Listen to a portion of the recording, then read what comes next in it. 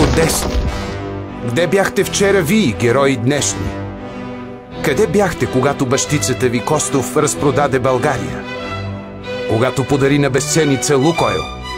Когато подари на безценица Кремиковци? Когато подари на безценица Балкан?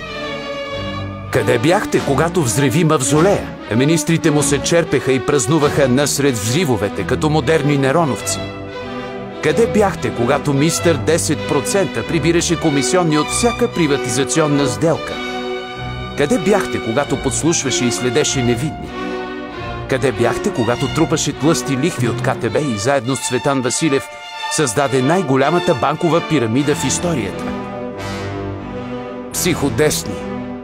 Днес вие довършвате неговото дело. Довършвате страната ни. Унищожавате българския съд, българското следствие, българската прокуратура. Създавате цяла прослойка от продажни грантаджи. Насилвате ни да мразим Русия, нашия брат. Няма да стане. Няма да се продадем. Доларите на Сорос не могат да купят целия народ. Психодесни! България не е филиал на Америка за България.